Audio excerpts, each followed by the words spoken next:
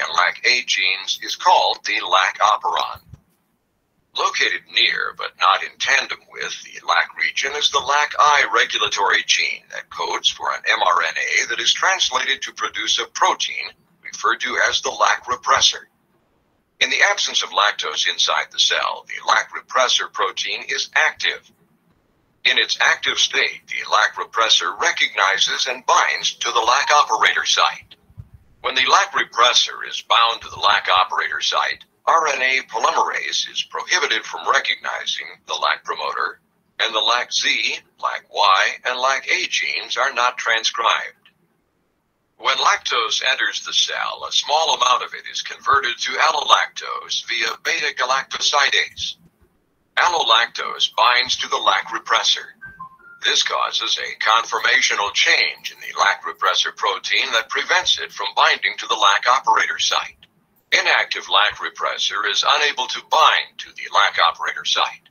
Without an active LAC repressor bound to the LAC operator site, RNA polymerase is able to bind to the promoter, and a polycistronic messenger RNA is transcribed that includes the LAC-Z, LAC-Y, and LAC-A genes. This polycistronic messenger RNA is then translated to produce the beta-galactosidase, lactose permease, and galactoside transacetylase proteins.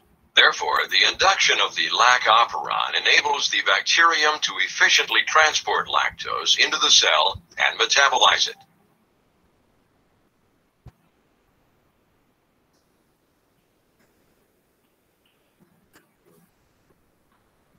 Okay. समजले इथपर्यंत 3 genes. Okay. Now let's see next video.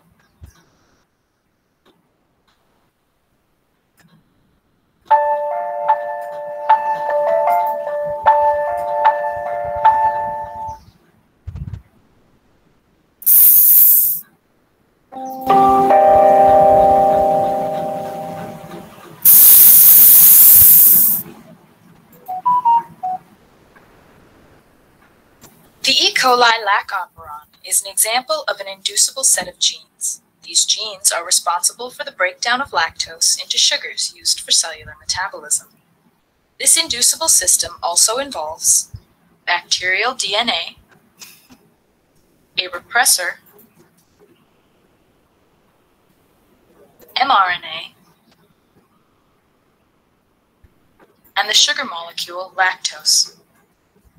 This animation will only focus on 2 of the 3 proteins encoded by the LAC operon, beta-galactosidase and permease. Gene expression can be induced or turned on when a specific inducer molecule appears in a cell.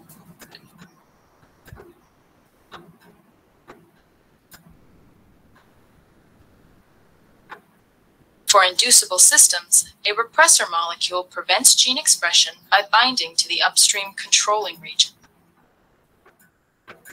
Lactose is the LAC operon inducer molecule. After first appearing in the cellular environment, lactose passively enters the E. coli cell and binds to the repressor molecule. This binding releases the repressor from the controlling region.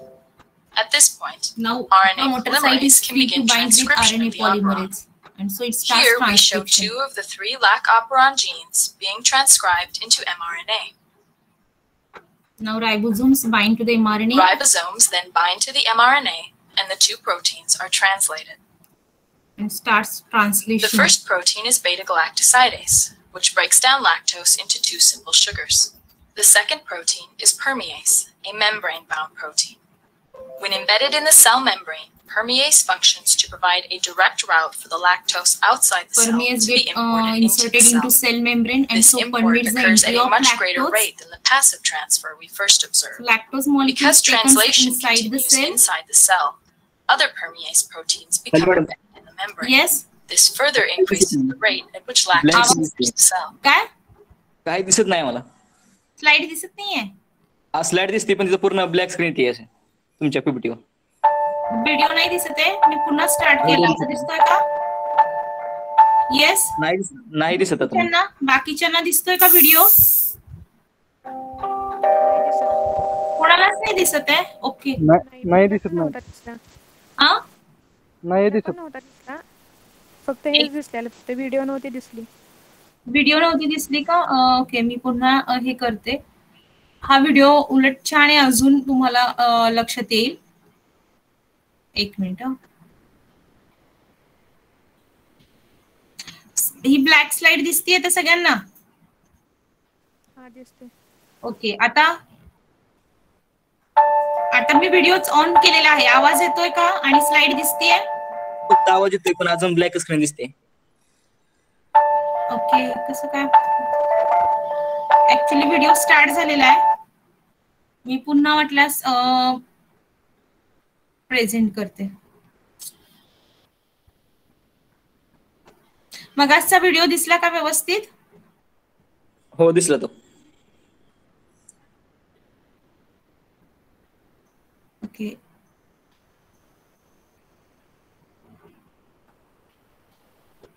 Okay, आता दिसते का बघा? Video चालू केलेला आहे. दिसते slide video? नाही दिसत अजून. अरे बापरे, काय प्रॉब्लेम झाला?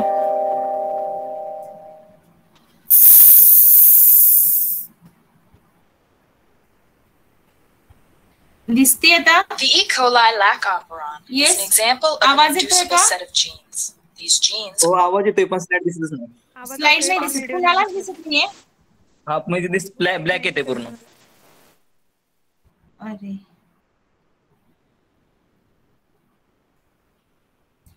Okay, no problem. मी गुगल क्लासरूम वर तुमच्या शेअर करेन ही पीपीटी, सॉरी व्हिडिओ. चालेल? आपण एकदा लास्ट ट्राय करूया. अशी दिसते का सांगा मला, फक्त स्लाइड शो मध्ये न करता. हो, आता दिसायला लागते. ओके, आता दिसतेय का फक्त सांगा मला. मी स्लाइड शो केलेला आहे. स्लाइड शो केलेला आहे, दिसते का बघा. आता दिसते का? नाही दिसत. नाही का? ओके, मी स्लाइड शो ऑफ करते. आपण 1-2 मिनिटं, 2 छोटासाच व्हिडिओ आहे.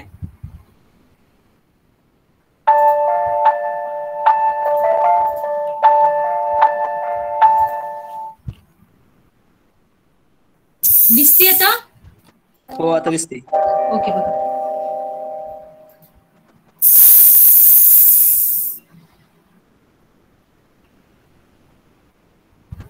The E. coli lac operon is an example of an inducible set of genes. These genes are responsible for the breakdown of lactose into sugars used for cellular metabolism.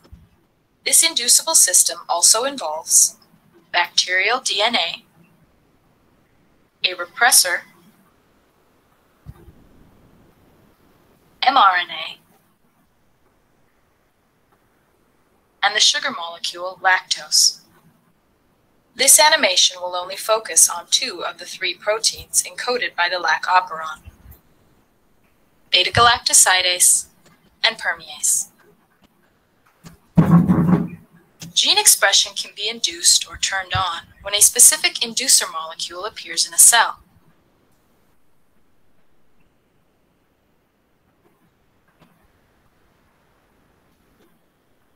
For inducible systems, a repressor molecule prevents gene expression by It binding binds to to the upstream promoter, controlling operator region. site, but operator site it overlaps the promoter Lactose site. is the lac operon inducer molecule. After first appearing in the cellular environment, lactose passively enters the E. coli cell and binds to the repressor molecule. This binding releases the repressor from the controlling region. At this point, RNA polymerase can begin Repressor निघून transcription गेला, of the RNA operon. polymerase bind झाला. Here So it we show starts 2 of the transcription. 3 lac operon genes being transcribed into mRNA. All 3 genes are transcribed on same mRNA, polysystonic Ribosomes then mRNA. bind to the mRNA, and Then the 2 proteins ribosome are comes, bind translated. to the mRNA and starts translation. The first protein is beta-galactosidase, which breaks down lactose into 2 simple sugars. The second protein is permease, a membrane-bound protein. When embedded in the cell membrane, permease functions to provide a direct route for the lactose outside the cell to be imported into the cell. Permease This import inserted into occurs cell at a much membrane greater and rate so than the allows passive the transfer we entry first of observed. lactose Because inside the translation cell. continues inside the cell, other permease proteins become embedded in the membrane. This further increases the rate at which lactose enters the cell. Beta-galactosidase breaks the cellular lactose into the simple sugars glucose and galactose. Once its concentration is greatly reduced, the lactose bound to the repressor are released. At this point, the repressor again binds to the controlling region and gene expression is halted. For all inducible systems like the lac operon, it is the interaction of the repressor and inducer molecules that mediate gene expression.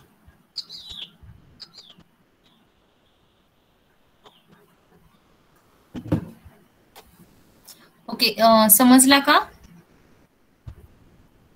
समजला lakh operon आता सगळ्यांना? Yes yes students,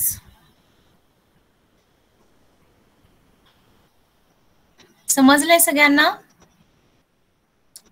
video बघितला का सगळ्यांनी? M I Audible? Hello, हो येतोय आवाज madam. Okay, मग उत्तर द्या ना बाळांनो पटकन. समजलाय का सगळ्यांना? हो समजला. Okay, so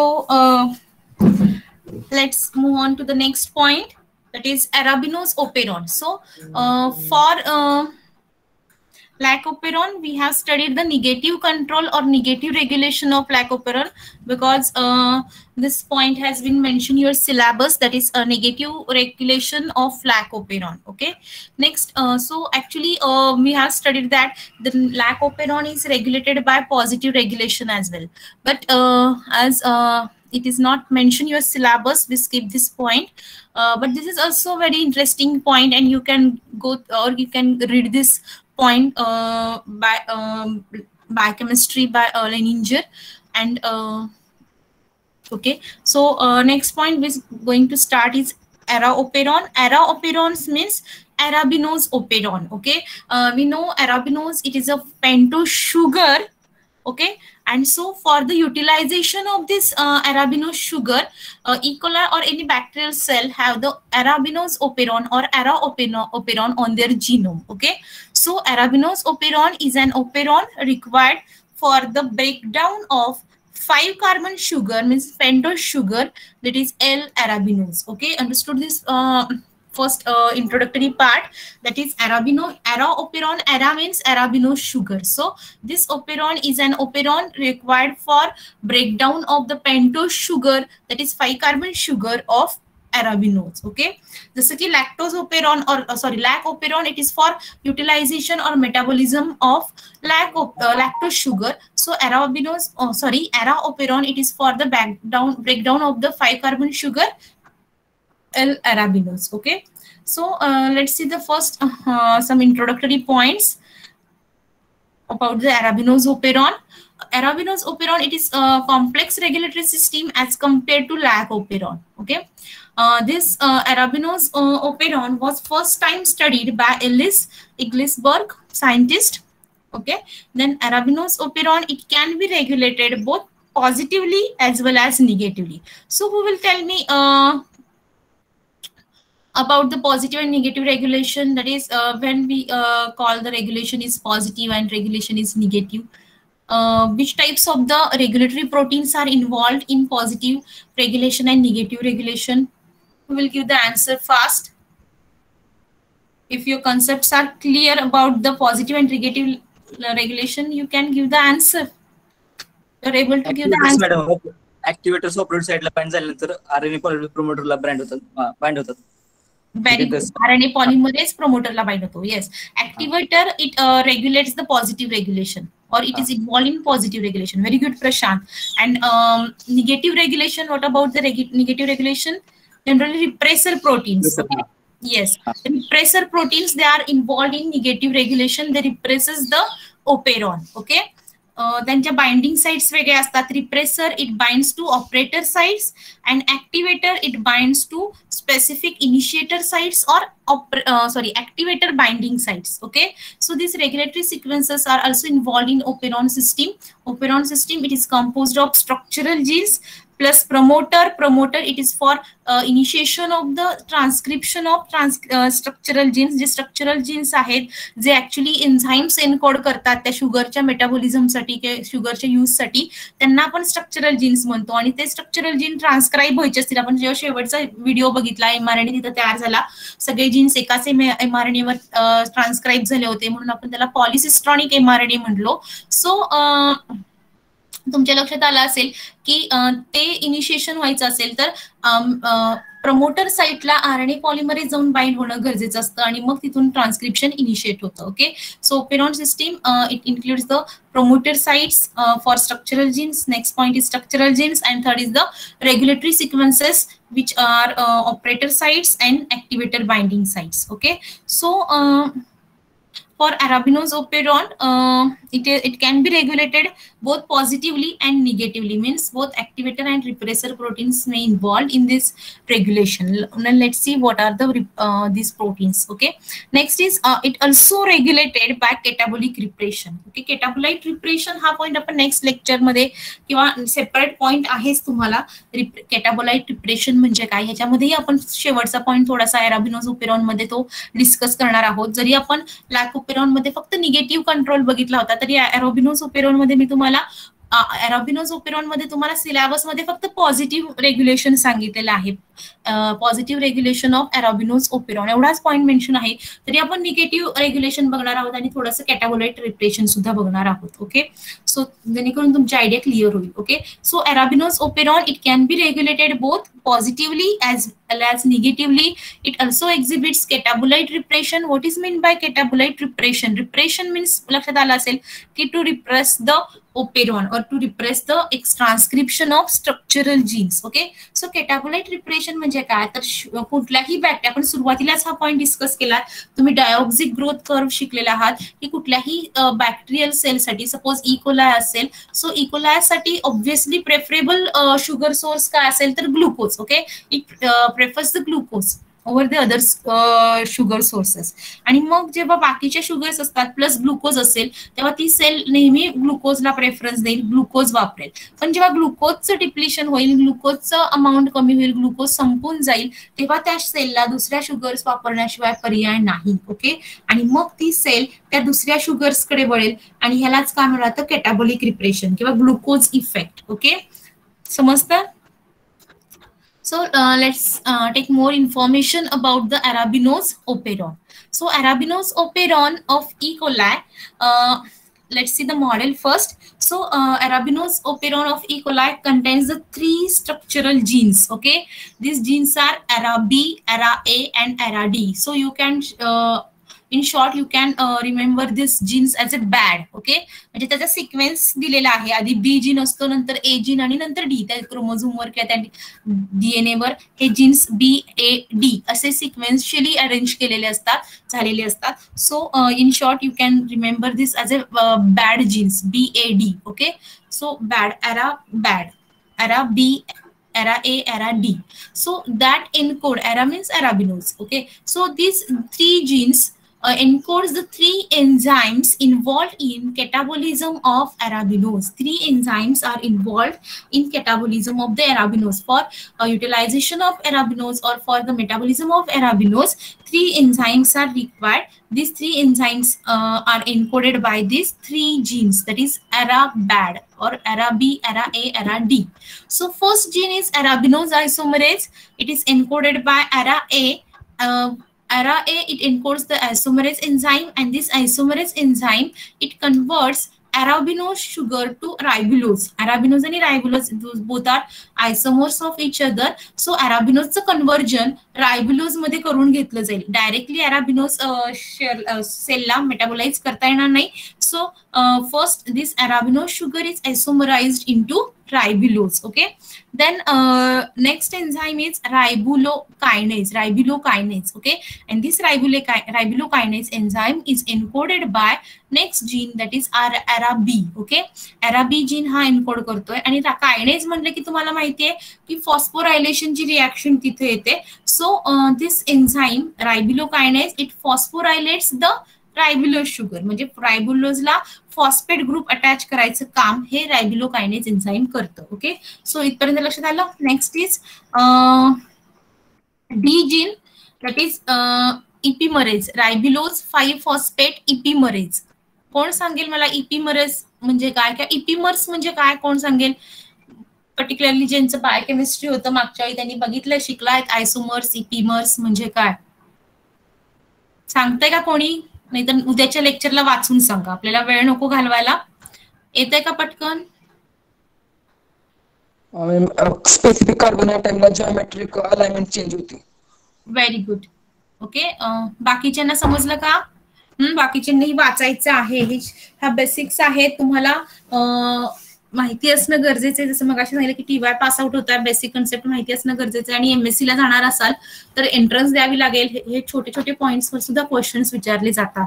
so ribulose 5 phosphate, third enzyme is ribulose 5 phosphate, कारण आधी फॉस्फोरायलेशन झालं रायबोजचं आणि त्यामुळे रायबिलोज 5 फॉस्फेट शुगर झाली. आता रायबिलोज 5 फॉस्फेटचं इपिमरायझेशन केलं जातं. सो त्याच्यासाठी एन्झाईम लागणारे epimerase. So ribulose 5 phosphate epimerase, this enzyme is encoded by third gene, that is ARA-D, okay, and this enzyme it converts ribulose 5 phosphate to xylulose 5 phosphate. Ribulose and xylulose both are epimers of each other, म्हणजे carbon भोवतीची जी hydrogen आणि OH, hydrogen and hydroxyl ग्रुपची जी arrangement असते ती change झाली की त्याचा इपिमर्स तयार होतो. Okay, so ribulose 5 phosphate get converted into xylulose 5 phosphate by the action of enzyme ribulose 5 phosphate epimerase. Okay, and now this xylulose 5 phosphate can be metabolized by pentose phosphate pathway, PP pathway. तुम्ही शिकलेला आहात PP pathway, कदाचित ह्या मला ते SY ला झाला असेल तुम्हाला किंवा या सेमिस्टरला असेल. ओके, सो PP पाथवे मध्ये आता ती झायलुलोज 5 फॉस्फेट शुगर एंटर होऊ शकते आणि त्या पाथवे थ्रू ती मेटाबोलाइज केली जाईल, तिच्यापासून एनर्जी मिळवली जाईल. म्हणजे लक्षात येते का, जर सेलला अॅराबिनोज वापरायची असेल तर डायरेक्टली अॅराबिनोज कुठल्याही पाथवेमध्ये एंटर होत नाही. जसं की ग्लुकोज होईल किंवा झायलुलोज होतं तसं, त्यामुळे अॅराबिनोजचं कन्व्हर्जन आपल्याला झायलुलोज मध्ये करावं लागेल आणि त्याच्यासाठी ही 3 एन्झाईम्स लागतात. आणि ती एन्झाईम्स कुठली आहेत? आपण पहिलं बघितलं अॅराबिनोज आयसोमरेज, अॅराबिनोजचं कन्व्हर्जन आधी रायबिलोज मध्ये केलं जाईल.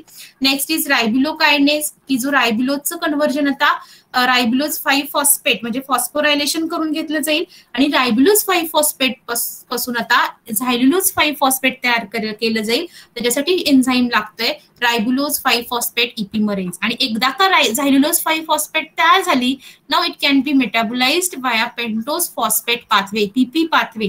या पाथवेमध्ये ती एंटर होईल आणि तिथे ती मेटाबोलाइज केली जाईल, त्याच्यापासून एनर्जी मिळवली जाईल किंवा एनामोलिक पाथवेसाठी वापरली जाईल. ओके, आलं लक्षात इथपर्यंत? So this 3 genes are structural genes. आपण पुढची माहिती घ्यायची आधी आपण ओपेरॉन सिस्टीम बघू, म्हणजे जर तुमच्या लक्षात येईल, डायग्राम दिसत असेल. these are the 3 structural gene arranged in sequence B, A, D, and these 3 the transcription of these 3 structural gene is commonly regulated by promoter P. Okay, so for this these 3 structural genes there is only one promoter gene. Okay, so transcription of all these 3 structural gene is initiated at a common promoter site, that is P ARA. Okay, ARA P असंही म्हटलं जातं त्याला. समजतं इथपर्यंत? and these 3 genes encodes these 3 enzymes. Now let's see the reaction, biochemical reactions they catalyze. The first is आपण इथे ही slide दिसते सगळ्यांना, इथं बायो शुगर्स दाखवलेले आहेत. स्लाइड चेंज झाली आहे. ओके, सो सुरुवातीला अॅराबिनोज ही एक्स्ट्रा सेल्युलर दिसतात का बघा व्यवस्थित. एक्स्ट्रा सेल्युलर असेल, सेलच्या बाहेर असेल. So with the help of the permease system this arabinose sugar is taken inside the cell. Okay, so now this arabinose intracellular, it get converted into its isomer, that is ribulose. Okay, arabinose get converted into ribulose with the help of the enzyme arabinose isomerase, and this isomerase enzyme is encoded by structural gene ARA-A. Okay, then next ribulose sugar, it get converted into ribulose 5 phosphate. लक्षात आलं असेल आता तुम्हाला, ribulose it is aldehyde sugar. इथे sorry it is a ketose sugar, इथं ketone group दिसतोय. So रायबिलोजचं conversion आता रायबिलोज 5 फॉस्फेट मध्ये. अराबिनोज ही अल्डिहाइड शुगर आहे. इथे बघा CHO ग्रुप आहे. Okay, arabinose it is aldose sugar. Okay, आणि रायबिलोज ही काय किटोज शुगर आहे. सो आयसोमरेज एन्झाईमच्या मदतीने अराबिनोजचं कन्व्हर्जन रायबिलोज मध्ये झालं. आता रायबिलोजचं फॉस्फोरायलेशन होऊन रायबिलोज 5 फॉस्फेट तयार होतं. For this phosphorylation the enzyme required is ribulose kinase. Okay, phosphorylation झालं म्हणजे 5व्या कार्बनला इथे फॉस्फेट ग्रुप ऍड झाला. Okay, and then ribulose 5 phosphate is converted into its epimer, that is xylulose 5 phosphate with the help of the enzyme ribulose 5 phosphate epimerase. Okay, enzyme लक्षात ठेवायला अगदी सोपी आहे, त्यामुळे ती व्यवस्थित लक्षात ठेवा. त्याच्यानंतर इपिमर तयार झाला, xylulose 5 phosphate तयार झालाय. Now this xylulose 5 phosphate get enter into PP pathway, pentose phosphate pathway, and so arabinose sugar get metabolized. Okay, समजलं इथपर्यंत ही एन्झाईम्स 3 का लागतायत? तर for the metabolism of the arabinose or for the utilization of the arabinose sugar by the cell. Okay, so these 3 structural genes have their own promoter or their common promoter, that is PBAD. bad लक्षात ठेवायला सोपं आहे. So promoter for BAD gene. Okay, this is promoter. Okay, so इथपर्यंत लक्षात आलं असेल promoter site and structural genes. Okay, now let's see the next point.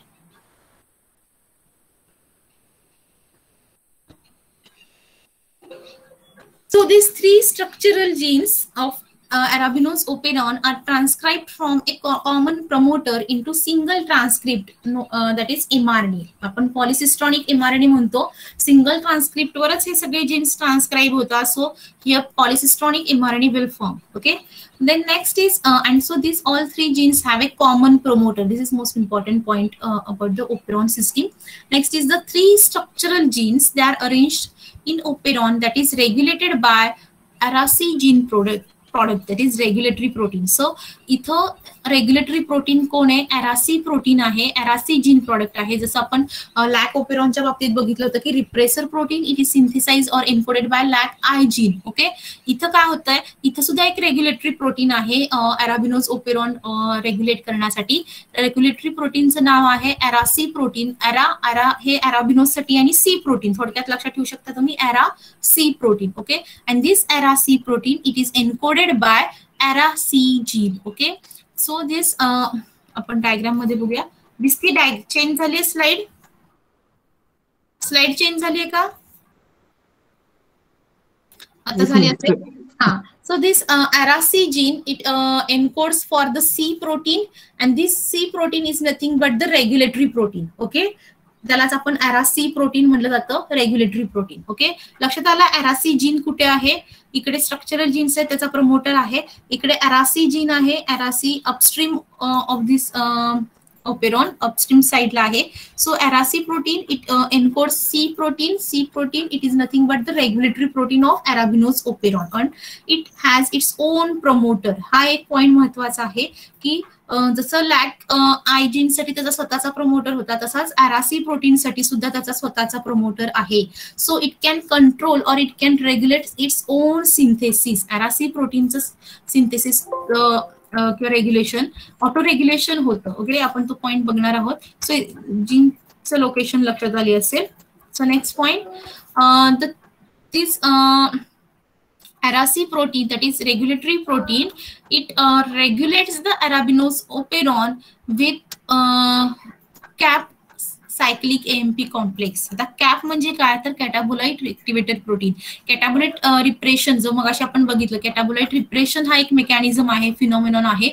त्याच्यामध्ये हे कॅप सायक्लिक AMP, कॅप म्हणजे काय? Catabolite activated protein plus cyclic AMP complex, ह्याच्याबरोबर हे रेग्युलेटरी प्रोटीन काम करतं की जेणेकरून ओपेरॉन रेग्युलेट होतो. आता कॅटाबोलाइट ऍक्टिव्हेटेड प्रोटीन आणि सायक्लिक AMP हे काय आहे, त्यांचा कॉम्प्लेक्स कसा तयार होतो हे आपण नंतर बघणार आहोत. फक्त एवढं लक्षात ठेवा की ओपेरॉन्स अराबिनोज ओपेरॉन साठीचं रेग्युलेटरी प्रोटीन आहे Aracy protein. This C protein is encoded by the Aracy gene. It has its own promoter, and so its synthesis can be regulated by itself. Okay, next it is auto regulation होतो.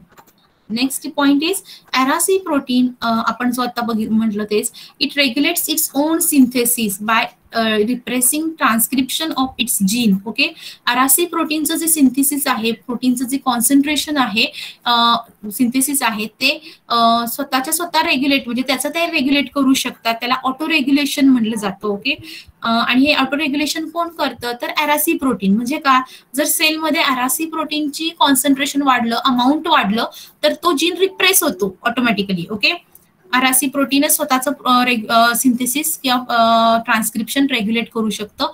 अरासीचं amount खूप वाढलं, खूप concentration वाढलं, तर ते repress केलं जाईल. आणि खूप कमी कॉन्सन्ट्रेशन झालं असेल, अरासी प्रोटीनचं अमाऊंट खूप कमी असेल सेलमध्ये त्या पर्टिक्युलर मोमेंटला, जेव्हा त्यावेळी तो त्याचं ट्रान्सक्रिप्शन रेट वाढवेल, ट्रान्सक्रिप्शन ऍक्टिव्हेट करेल, की जेणेकरून अरासी प्रोटीनचं कॉन्सन्ट्रेशन किंवा अमाऊंट वाढवलं जाईल. Okay, so this phenomenon is called as the auto regulation. Ara C protein त्याचं ट्रान्सक्रिप्शन हे त्या स्ट्रक्चरल जीन्सवर इंडिपेंडंट आहे, त्याच्यावर डिपेंड नाही. तो स्वतः ट्रान्सक्रिप्शन करू शकतो, कारण त्याच्याकडे त्याचा स्वतःचा प्रमोटर आहे. आलं लक्षात? So this phenomenon is non as the auto regulation.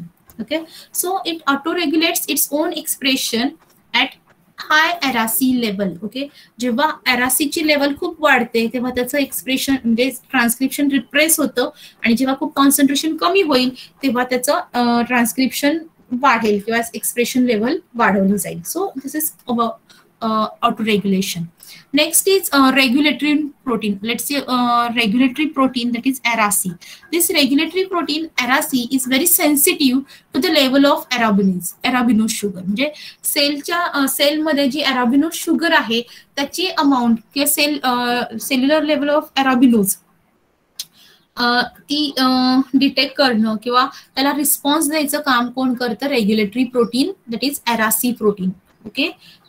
Okay, and so it plays a dual role, that is it acts as a activator as well as repressor. Okay, when it acts as a activator in presence of arabinose, जेव्हा arabinose sale मध्ये present असेल, सेलला जेव्हा arabinose use करायची असेल त्यावेळी तो regulatory protein म्हणजेच ara C protein now it acts as a activator. म्हणजे सेलला अराबिनोज शुगर वापरायचे तर अराबिनोज ओपेरॉन ऍक्टिवेट करणं गरजेचं आहे, आणि अराबिनोज शुगर अवेलेबल आहे, प्रेझेंट आहे, सेलला ती युटिलाइज करायची आहे, तर ऑब्व्हियसली काय होणार आहे, तो ओपेरॉन ऍक्टिवेट करणं गरजेचं आहे, ऑन करणं गरजेचं आहे. मग अशा कंडिशन मध्ये ara C protein it acts as a activator. Okay, it acts as a activator.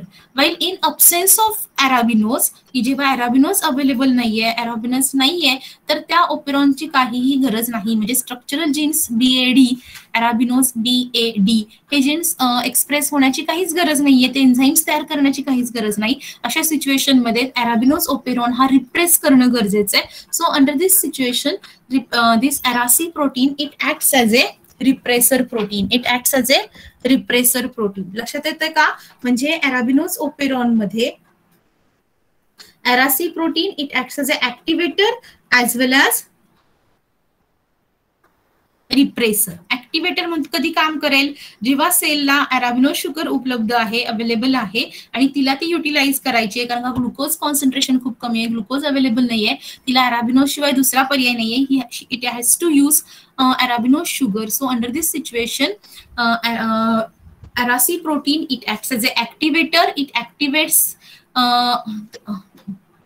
the transcription of arabinose structural genes, that is BAD genes transcribe होतील आणि ते एन्झाईम्स तयार होतील की जेणेकरून ते अराबिनोज शुगर वापरू शकतील. ओके, आणि ह्याच्या उलट जेव्हा अराबिनोज शुगर नाहीये, त्यांना दुसऱ्या शुगर्स अवेलेबल आहेत, ग्लुकोज अवेलेबल आहे, अशा वेळी तो ओपेरॉन ऑफ करायचा आहे, म्हणजे रिप्रेस करायचा आहे. So under this situation ara C protein it acts as a repressor and it represses the expression of BAD genes. Okay, so इथपर्यंत लक्षात आलं सगळ्यांना? आपण ओपेरॉन मॉडेल समजून घेतोय, त्यातले आपण स्ट्रक्चरल जीन्स बघितले, त्याच्यानंतर त्यांचा प्रमोटर बघितला. Structural genes BAD it has its own promoter, that is P. Then we have seen the ARA-C gene. ARA-C gene, it encodes the ARA-C protein. ARA-C protein, it is a regulatory protein. It acts as a activator as well as repressor, depending upon the presence or absence of arabinose sugar. Okay, depending upon the presence of sugars, it may act as an activator or repressor. It plays dual role. Okay, समजतं इथपर्यंत. आणि तो स्वतः concentration regulate करू शकतो. Auto regulation इथं होतं. It has its own promoter. समजलं इथपर्यंत. Now let's see operator sites. Operator sites कशासाठी असतात, काय होतं ऑपरेटर साइट्सला?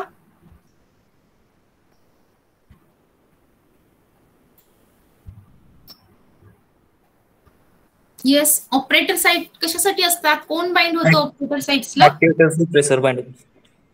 येस प्रशांत. ऍक्टिव्हेटर्स किंवा नो ऍक्टिव्हेटर्स किंवा रिप्रेसर म्हणू नकोस.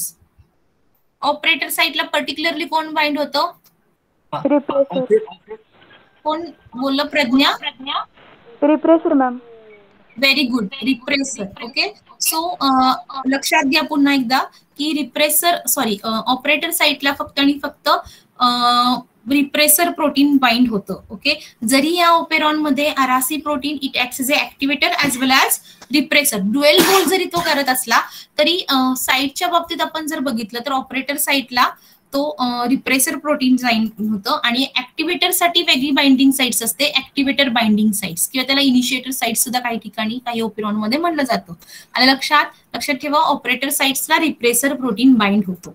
आता ह्या ओपेरॉन मध्ये तो प्रोटीन रिप्रेसर आणि ऍक्टिव्हेटर दोन्ही ऍक्ट होतोय म्हणून ठीक आहे, पण जनरली आपण काय म्हणतो की operator sites it is for repressor protein. आलं लक्षात? समजतं? So let's see operator sites of arabinose operon. Again, arabinose operon, it has two operator sites, O1 and O2. Okay, so there are two operator sites. O1 operator site is for ARA-C regulatory protein. Okay, आपण बघूयात ते नंतर. O1 ला कोण bind होतं आणि O2 ला काय बाइंड होतं किंवा कधी बाइंड होईल ते आपण रेग्युलेशन मध्ये बघणार आहोत. फक्त आता लक्षात ठेवा की in operon there are two operator sites, ARA-O1 and ARA-O2. Okay, next regulatory site is binding site for ARA-C protein called as the ARA-I. Okay, जेव्हा ARA-C protein it acts as a inducer किंवा activator म्हणून act होईल येते लक्षात, तेव्हा ARA-C protein हे ARA-I साइटला bind होतो आणि जेव्हा तो रिप्रेसर म्हणून ऍक्ट होतो तेव्हा तो म्हणजेच ऑपरेटर साइटला बाइंड होणार आहे. इथे लक्षात, when ARA-C it acts as a repressor it binds to operator sites and when it acts as a activator म्हणजेच इंड्यूस करायचं, त्याला एक्सप्रेशन इंड्यूस करायचंय स्ट्रक्चरल जीनचं, it binds to inducer site किंवा त्याला इनिशिएटर साइट असंही म्हटलं जातं, that is ARA-I site. Okay, so let's see the site on operon model. Okay, so this is O1 and O2 operator sites. Okay, and this is ARA-I site. आता हे खूप simple model आहे.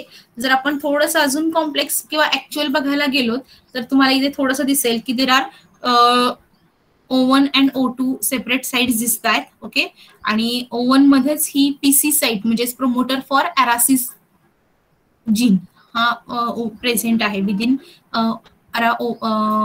Promoter site. This operator site O1 is present. म्हणजे PC साठीचा जो म्हणजे ARA-C साठीचा जो प्रमोटर आहे PC म्हणजे काय, promoter for ARA-C protein. Okay, त्या प्रमोटर साइट्स मध्येच हा ARA-O1 म्हणजे ऑपरेटर साइट प्रेझेंट आहे, ARA-O1. Okay, and second is the ARA-O2. So this are two operator sites. त्याच्यानंतर ARA-I साइट बघितली आपण. आय साइटला कोण बाइंड होतं? ARA-C प्रोटीनच बाइंड होणार आहे, पण कधी, जेव्हा तो इंड्युसर म्हणून ऍक्ट होईल. आलं लक्षात? आणि ऑपरेटर साइटला कोण बाइंड होणार आहे तर ARA-C प्रोटीनच बाइंड होणार आहे, पण कधी, जेव्हा तो रिप्रेसर म्हणून ऍक्ट होईल. आता तो कधी रिप्रेसर म्हणून ऍक्ट होईल किंवा कधी इंड्युसर म्हणून ऍक्ट होईल, it depends on the presence or absence of arabinose sugar. Okay, so इथपर्यंत लक्षात आल्या? साइट्स लक्षात आल्या सगळ्यांना मॅप वरती, ओपेरॉन मॉडेल वरती? ओके, सो आपण रेग्युलेटरी साइट्स बघितल्या, ऑपरेटर साइट्स आणि RI साइट म्हणजेच I for inducer sites. Okay. Next CAP binding site. Catabolite repressions मध्ये कॅप्स म्हणजेच कॅटाबोलाइट ऍक्टिव्हेटर प्रोटीन हे सुद्धा इन्व्हॉल्व्ह होतं. त्याचा कॉम्प्लेक्स सायक्लिक AMP बरोबर तयार होतो आणि तो कॉम्प्लेक्स त्या कॅप बाइंडिंग साइटला जाऊन बाइंड होतो. Okay. So this cap binding site is also present adjacent to the ara-operon promoter. Okay. Structural genes जे आहेत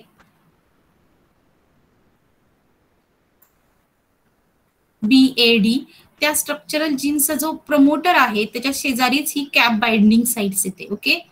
cap binding site it is located near to or adjacent to promoter of that is BAD genes. Okay. ह्या structural जीनचा जो promoter आहे PBAD त्या promoter शेजारी ही cap binding sites आहे. या कॅप बाइंडिंग साइटला कोण बाइंड होतं? The complex of cap plus cyclic AMP complex. Okay. समजतं का इथपर्यंत? आपण ओपेरॉन वरच्या वेगवेगळ्या साइट्स बघतोय. समजलं इथपर्यंत? आता जे मगाशी सांगितले की O1 आणि O2 ह्या साइट्स कधी वापरल्या जातात? O1 साइट्सला RC प्रोटीन किंवा रेग्युलेट बाइंड होईल जेव्हा it has to regulates it own synthesis. RC प्रोटीनचं स्वतःचं कॉन्सन्ट्रेशन किंवा स्वतःचं ट्रान्सक्रिप्शन त्याला रेग्युलेट करायचंय. जसं की RC प्रोटीनचं कॉन्सन्ट्रेशन खूप वाढलंय, खूप अमाऊंट वाढली, त्याला स्वतःचं ट्रान्सक्रिप्शन रिप्रेस करणं गरजेचं आहे.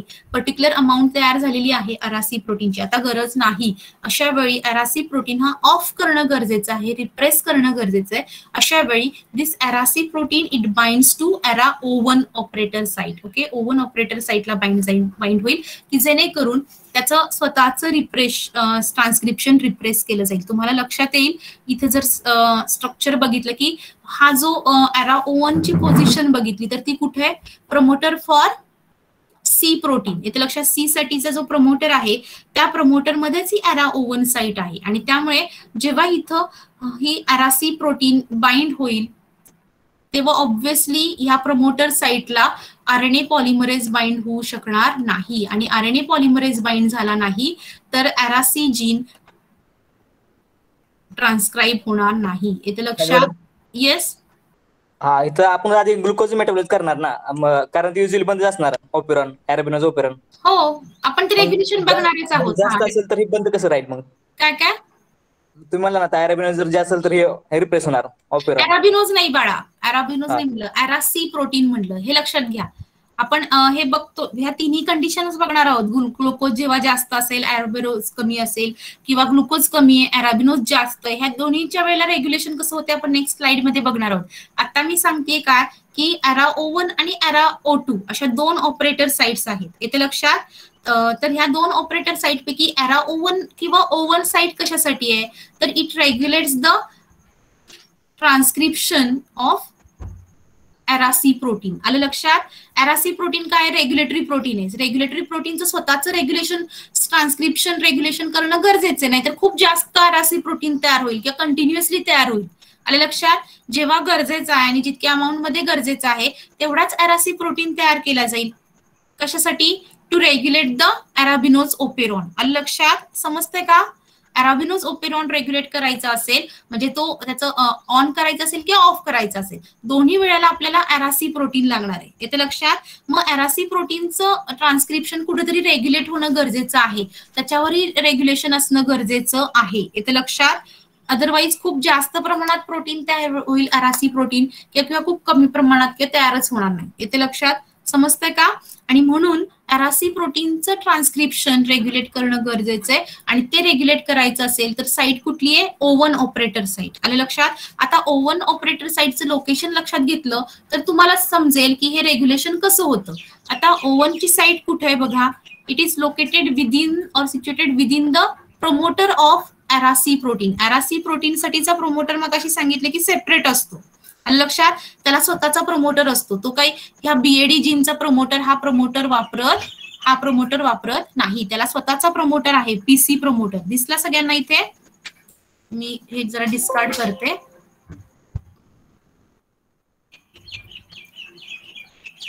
ओके. समजतंय. हा O1 आहे operator site, it is located within the PC. PC म्हणजे काय? Promoter for अरासी protein. अरासी प्रोटीनची जी प्रमोटर साइट आहे, स्वतःची प्रमोटर साइट आहे, तो स्वतःचा प्रमोटर, त्याला स्वतःचा प्रमोटर आहे आणि त्या प्रमोटर मध्ये हा O1 ऑपरेटर साइट प्रेझेंट आहे. आलं लक्षात? आणि त्यामुळे तुमच्या लक्षात येईल जेव्हा हा अरासी प्रोटीन आता आपल्याला नकोय, त्याचं सफिशियंट अमाऊंट मध्ये अरासी प्रोटीन तयार झालेला आहे, त्याचं आता ट्रान्सक्रिप्शन रिप्रेस करायचंय, बंद करायचंय, अशा वेळी अराबिनोज हा जो आहे, अरा प्रोटीन जो आहे, अरासी protein, okay, it binds to the this operator site. Okay, this binds to the ara O1 site. आणि इथे अरासी प्रोटीन बाइंड झाल्यामुळे it prevents the entry of the RNA polymerase, किंवा जर RNA पॉलिमरेज बाइंड झाला असेल तर तिथून तो निघून जाईल. आलं लक्षात? RNA polymerase. समजते का? आपण अरासी प्रोटीन बद्दल बोलतोय.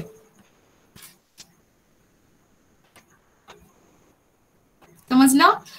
इथे अरासी प्रोटीन येऊन बाइंड होईल, कारण का तिथं काय ऑपरेटर साइट आहे. ओके, ह्या ऑपरेटर साइटला हा अरासी प्रोटीन बाइंड होईल आणि तो तिथे बाइंड झाला की त्या प्रमोटर साइटला RNA पॉलिमरेज बाइंड होईल का? नाही, कारण का O1 आणि PC both are overlapping sites. एकावर PC मध्येच प्रमोटर साइट फॉर अरासी प्रोटीन मध्येच O1 ऑपरेटर साइट प्रेझेंट आहे. त्यामुळे तिथे का एकदा हा अरासी रिप्रेसर जाऊन बाइंड झाला की ती RNA पॉलिमरेज बाइंड होण्याचा प्रश्नच नाही, बाइंड होऊच शकत नाही.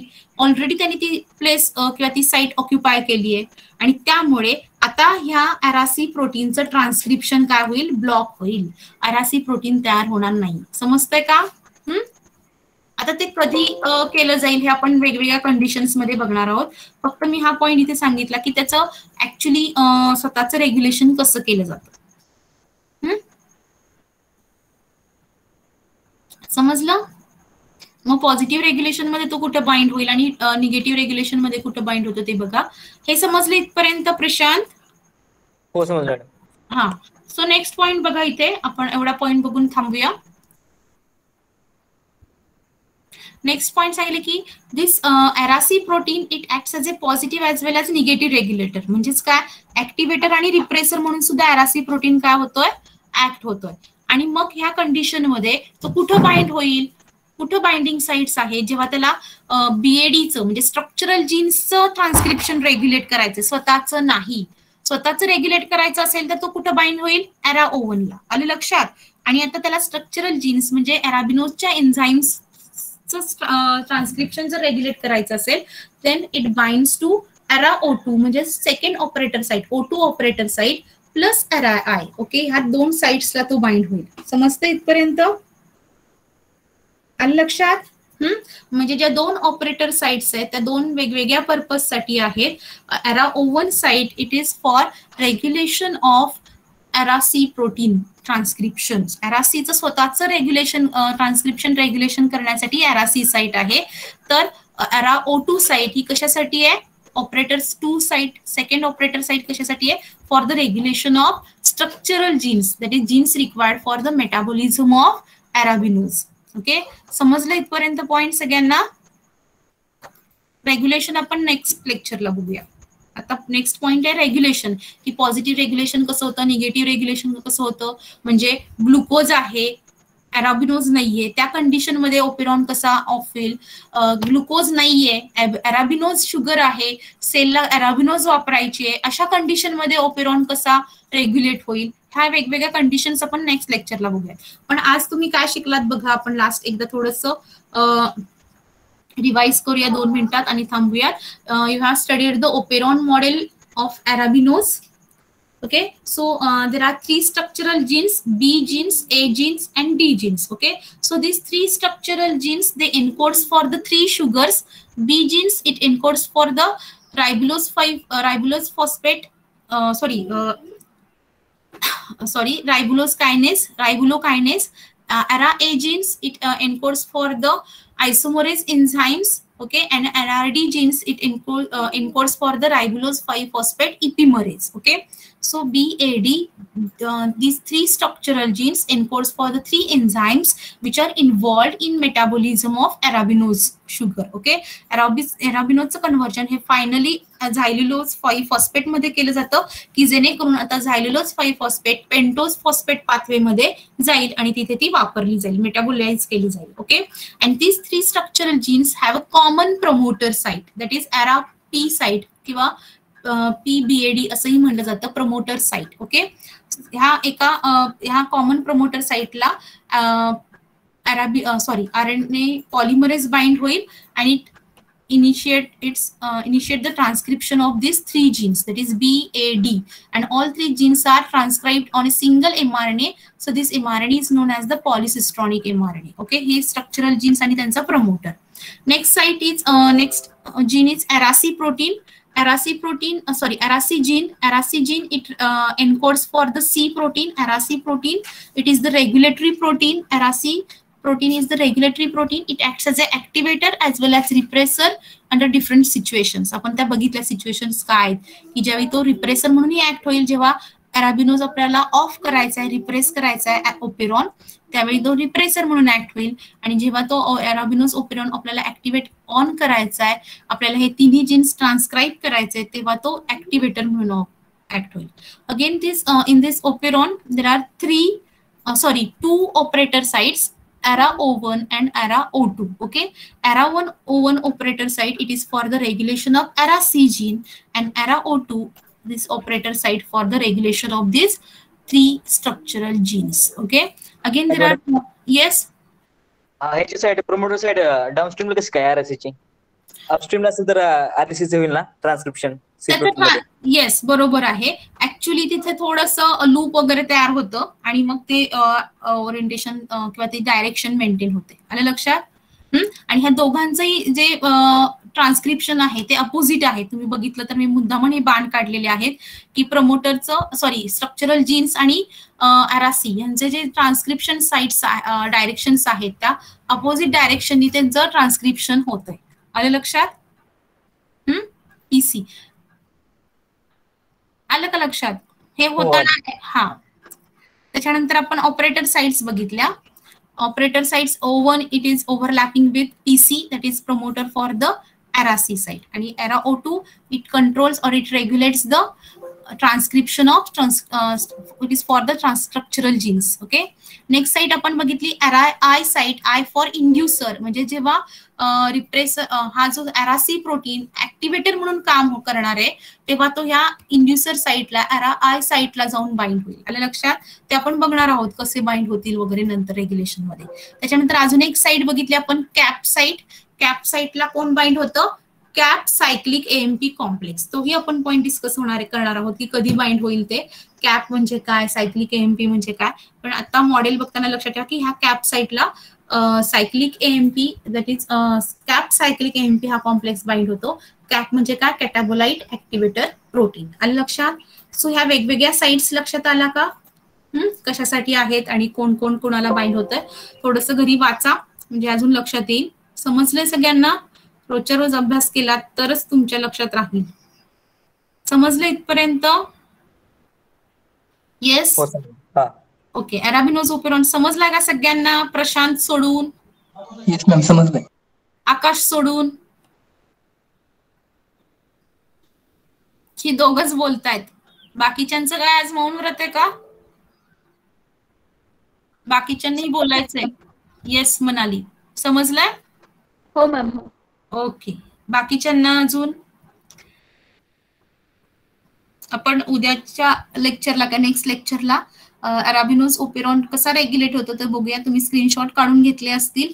साइट्स पुन्हा वाचा. पुन्हा काही लक्षात नसेल आलं तर नेक्स्ट लेक्चरला वाचा. तुम्ही वाचल्याशिवाय तुम्हाला डाऊट्स येणार नाहीत. ओके, नुसतं जर जस्ट बघत बसलात समजून न घेता तर तुम्हाला डाऊट्स येणार नाहीत. तुम्ही जेव्हा समजून घ्यायचा प्रयत्न कराल तेव्हा तुम्हाला ते डाऊट्स येतील. त्यामुळे वाचा, बघा आणि पुढच्या नेक्स्ट लेक्चरला काही डाऊट्स असतील तर विचारा, आपण ते बघूयात. ठीक आहे. नेक्स्ट लेक्चर जोशी मॅडम घेणार आहेत.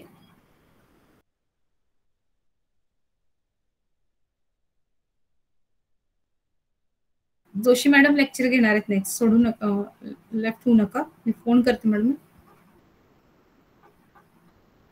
नेटवर्क केला.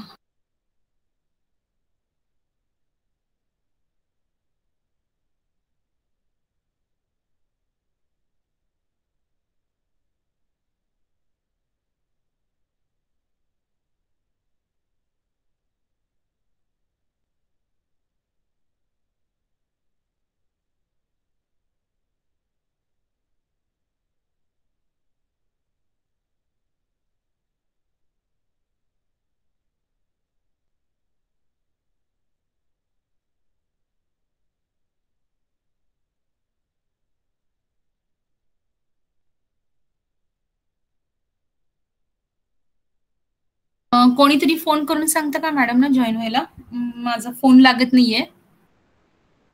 कोण सांगतंय? आकाश नाहीतर प्रज्ञा शिंदे, तुझ्याकडे नंबर असेल, तू पटकन फोन कर. Yes ma'am. माझं नेटवर्क नाही येतं, इथे रेंजचा प्रॉब्लेम येतोय. बाकीच्यांना तोपर्यंत काही असतील प्रॉब्लेम्स किंवा डाऊट्स तर विचारा अराबिनोज ओपेरॉन बद्दल.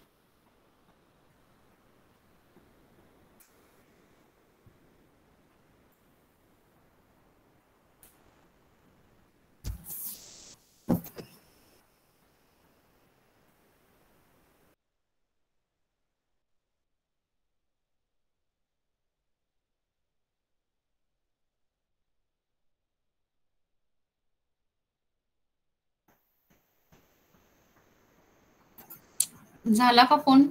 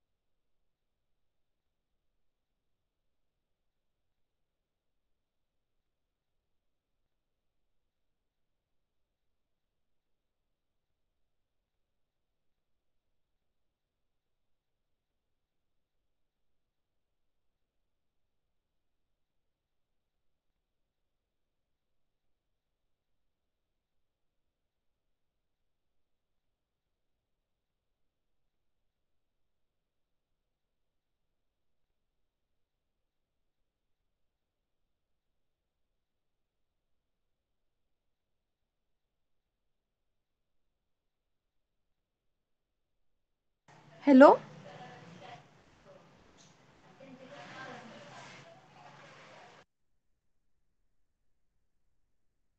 Lecture will be not conducted by Joshi ma'am, so everyone has to leave the meeting.